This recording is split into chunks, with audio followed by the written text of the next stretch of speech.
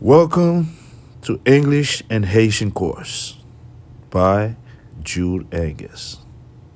Bienvenue dans cours anglais ak Ayisyen de Jude Angus.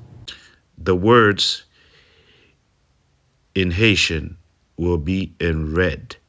Mot en Haitien yap en rouge. The words in English will be in blue. Mot en anglais ap en bleu. The synonyms will be in yellow.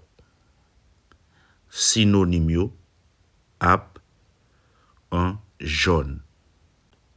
Today we are going to talk about words in Haitian like may, mean, might, move, and need. Jodia, nous allons parler mots en anglais, tant que capable, vle di, t'es capable, bouger, besoin. Today, we are going to start with the word may. The word may in Haitian means capable. Capable. Synonyms of the word capable are possible, permettre, and droit. Jodia, n'a commencé avec mot capable. Mot capable qui veut dire en anglais may. May. Synonymely, c'est can.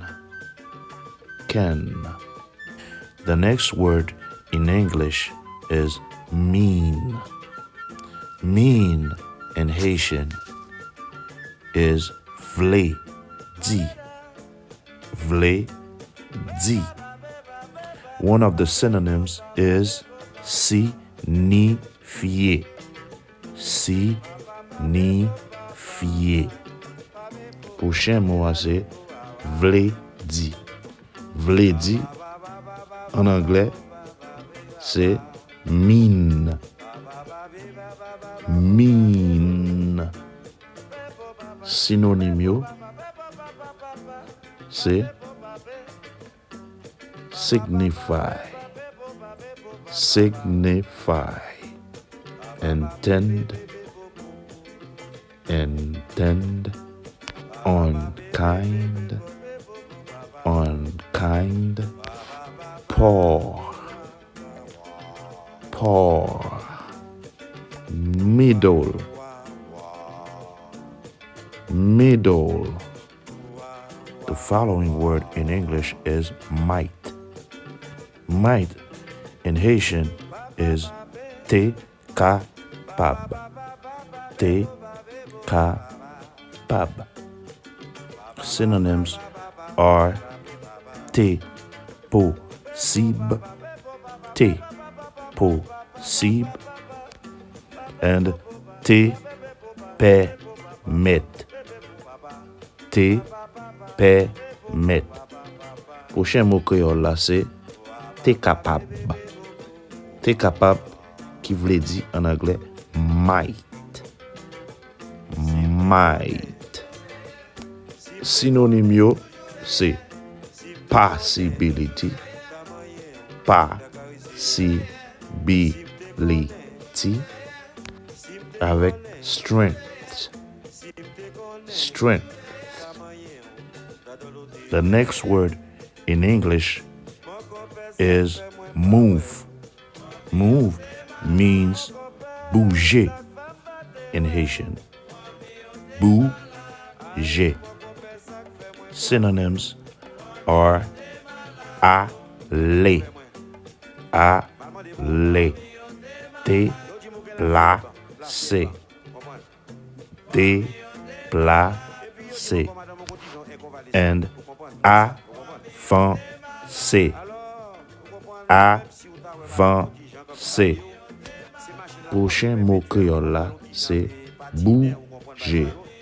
bouger, qui veut dire en anglais move. Move. Synonyme yo c'est go. Go. Relocate. Relocate. Carry. Carry. Initiate. Initiate. Measure. Measure. Steps. Steps. The last word in English is need. Need in Haitian, besoin. Besoin. Synonyms are nécessaire. Nécessaire. And exiger. Exiger. Dernier mot en créole là, c'est besoin. Besoin en anglais, c'est need. Need. Synonyme yo, c'est require. Require. Essential. Essential. Urgency. Urgency. Please subscribe and like this video. Tant pis, abonnez. Et puis, bah nous un petit like.